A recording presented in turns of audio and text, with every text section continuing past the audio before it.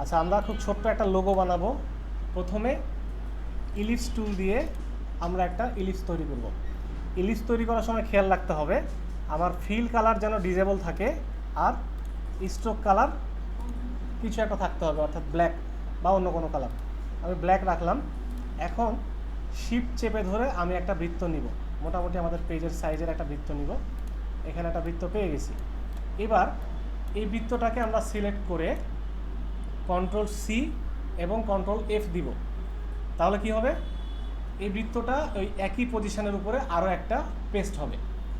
এই অবস্থায় অল্টার এবং শিফট চেপে ধরে বৃত্তটাকে আমরা রিসাইজ করব। অল্টার শিফট কেন ধরবো?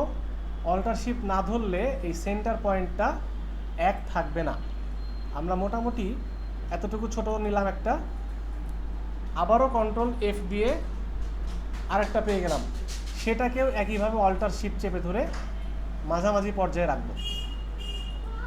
তিনটা লাইন পেয়ে গেছি আমরা। এখন আমাদের যেটা কাজ সেটা হচ্ছে আমরা মাঝের যে বৃত্তটা, এই মাঝের বৃত্তটার উপরে টাইট অন এ পাথ টুল দিয়ে ক্লিক করব।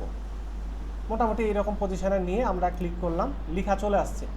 তো এইখানে আমরা আমাদের প্রতিষ্ঠানের নামটা লিখব। আমাদের প্রতিষ্ঠানের নাম হচ্ছে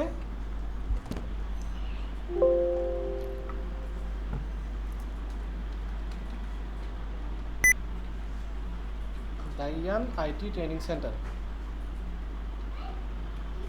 এখন এই লেখাটাকে আমরা অ্যাডজাস্ট করব, তাই না? অ্যাডজাস্ট করার জন্য এখানে যে দুইটা পয়েন্ট আছে আমরা দেখতে পাচ্ছি, একটা পয়েন্ট হচ্ছে ইন্ডিং আর একটা পয়েন্ট হচ্ছে স্টার্টিং। তো প্রথমে ইন্ডিং পয়েন্টটা আমাদের সরিয়ে ফেলতে হবে, তাহলে কি হবে, স্টার্টিং পয়েন্টটা আমরা কন্ট্রোল করতে পারবো।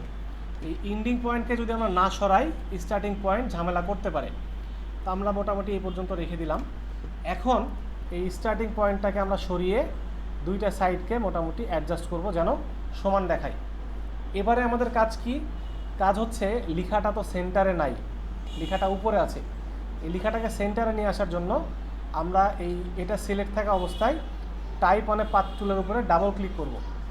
ডাবল ক্লিক করলে আমাদের এই অপশনটা চলে আসছে। এখান থেকে প্রিভিউটা অন রেখে অ্যালাইন টু পাথকে আমরা সেন্টার করে দেব। এরপর ওকে। দেখেন আমাদের এটা কিন্তু মোটামুটি কমপ্লিট, উপরের অংশটা কমপ্লিট। এখন আমাদের দরকার হচ্ছে নিচের অংশে ঠিকানা লেখা।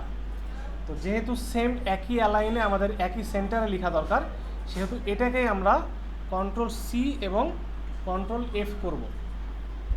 আমি কন্ট্রোল এফ করে ফেলেছি, অর্থাৎ এখানে আমাদের আরও একটা লেয়ার সেম জিনিস চলে আসছে। এই অবস্থায় আমরা টাইপ অনে পাথ টুলের উপরে ডাবল ক্লিক করে প্রিভিউটা অন করে এখানে ফ্লিপ করে দিব। ফ্লিপ করলে দেখা যাবে যে এই লেখাটা আমাদের এখানে ঘুরে গেছে, উল্টা হয়ে গেছে। এখন আমরা ওকে করে দিব। তারপর এই যে পয়েন্টটা, এই পয়েন্টটাকে আমরা চেঞ্জ করে অ্যাডজাস্ট করব।